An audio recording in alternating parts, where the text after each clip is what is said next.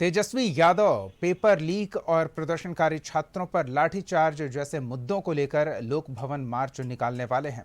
हालांकि सत्ता पक्ष विधानसभा सत्र के दौरान उनकी गैरमौजूदगी को लेकर उनकी गंभीरता पर सवाल उठा रहा है। देखिए क्या चल रहा है। हाथों में AK-47 लेकर दौड़ता पुलिसकर्मी। ये तस्वीर है छात्र आंदोलन के दौरान की, जब धर्मेंद्र प्रधान के इस्तीफे की मांग को लेकर छात्र सड़कों पर उतरे थे।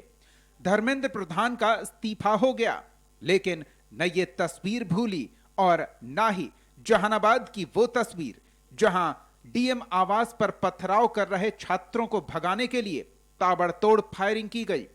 पेपर लीक और परीक्षा में धांधली की चर्चा के बाद छात्रों के आंदोलन के साथ ये राजनीतिक मुद्दा बन गया और तेजस्वी यादव ने 19 अगस्त को लोक भवन मार्च का ऐलान किया। या कोई ऐसी बहाली नहीं होती है जब पेपर लीक नहीं होती। मुंह से नीचे करो लोगों चाहे सबको यार। 10वीं का परीक्षा हो या 12वीं का परीक्षा हो या कोई बहाली की परीक्षा हो, हर बार जो है पेपर लीक किया और कभी भी निष्पक्ष जो है चयन जो है वो नहीं हो पाएगा। बिहार शिक्षा के मामले में सबसे फिसड्डी रहा, तो इसलिए आप देखे होंगे जो सिवान में जो घटना हुई, AK-47 जो चलाया, छात्र जो है अपने अधिकार के लिए लड़ रहे हैं और उन पर गोलियां चलाई जा रही हैं। आखिर किसने ये आदेश दिया गोली चलाने के लिए? तो इसको लेकर के हम सब लोगों ने दिल्ली में एक तय किया कि 19 तारीख को जो है हम लोग मार्च करेंगे और अपनी बात को जो है गवर्नर साहब के जो है बताने का काम करेंगे। पटना के शहरों पर कई पोस्टर लगाए गए हैं और लोगों से मार्च में शामिल होने की अपील की गई है। तेजस्वी ने कई सवाल उठाए हैं, मसलन छात्रों पर गोलीबारी करने वाले सिपाही के पास AK-47 आई कैसे? हथियार जारी करने का आदेश किसने दिया? AK-47 जैसे आधुनिक हथियार के आवंटन की पूरी कमांड चेन की भूमिका सामने आनी चाहिए। क्या इससे पहले कभी छात्र प्रदर्शन में AK-47 का इस्तेमाल हुआ था? फायरिंग का आदेश किसने दिया और इस्तेमाल किए गए हथियार का बैलिस्टिक और फॉरेंसिक परीक्षण हुआ या नहीं?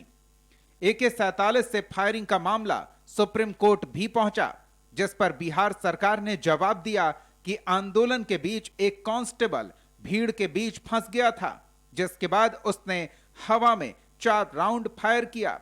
सरकार ने सुप्रीम कोर्ट को बताया कि AK-47 से चली गोलियों से किसी को चोट नहीं लगी।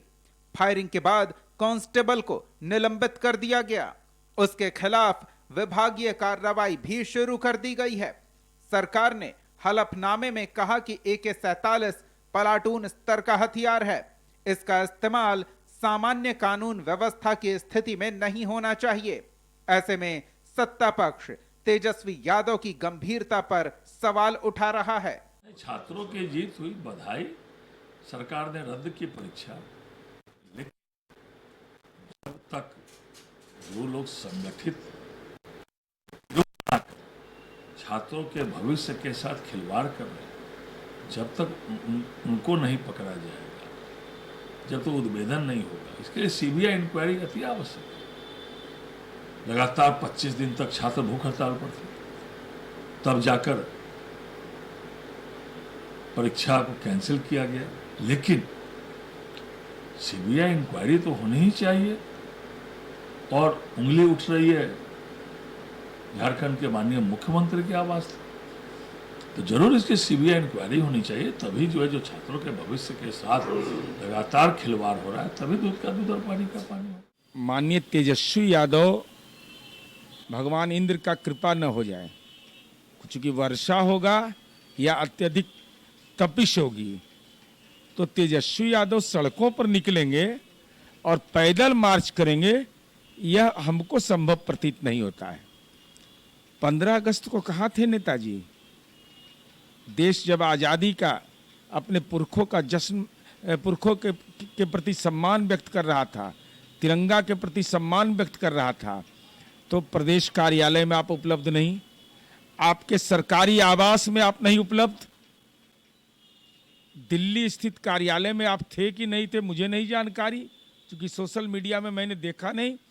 15 अगस्त के दिन कहाँ थे, इसके बारे में स्पष्टीकरण दीजिए।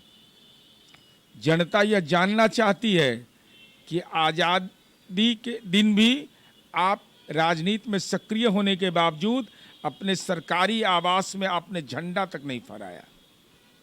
यह सचमुच में चिंता का विषय। लोक भवन मार्च से पहले लालू यादव ने सोशल मीडिया प्लेटफॉर्म पर लिखा, समस्त छात्र युवा शक्ति पेपर लीक, बदहाल शिक्षा प्रणाली, पक्षपातपूर्ण बहाली प्रक्रिया और बेरोजगारी से त्रस्त है। लूट तंत्र से बनी दंभी सरकार उनके लोकतांत्रिक मांगों को सुनने के बजाय AK-47 से गोलियां बरसाती है। यह अन्यायपूर्ण है। इस तानाशाही के विरुद्ध सभी 19 अगस्त को पटना में एकजुट हों। पार्टी का कहना है कि बिहार के ज्वलंत मुद्दे हमारे नेता तेजस्वी यादव राज्यपाल के पास लेकर जा रहे हैं। अगर वहां भी सुनवाई नहीं होती है तो चरणबद्ध आंदोलन किया जाएगा। देश में 152 पेपर लीक हुआ है। 152 पेपर लीक हुआ है विभिन्न तरह का, हर राज्य में, देश के हर राज्य में 152। तो निश्चित रूप से लाजमी है कि छात्र और नौजवान रोड पर निकल रहे हैं और आज देश का नक्शा बदलने को तैयार है और हर पार्टी के लोग परेशान हैं कि GNG जग गया है। तो नौजवान जिस देश में जगता है उस देश में परिवर्तन होता है। आने वाला कल परिवर्तन का दिन होगा और जो लोग गलत करेंगे उनको सरकार बनाने का अधिकार नहीं होगा। आरजेडी नेता जनता के मुद्दे की बात कर रहे हैं, लेकिन सवाल उनकी गंभीरता को लेकर उठाए जा रहे हैं।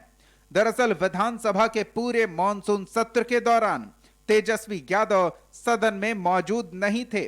तब वो विदेश दौरे पर गए थे और पहले से ही कमजोर विपक्ष सदन में नेतृत्व विहीन रहा था। देखना होगा लोक भवन मार्च को कितना समर्थन मिलता है। पटना से कशिश न्यूज के लिए कैमरा पर्सन कृष्णा झा के साथ राजीव रंजन की रिपोर्ट।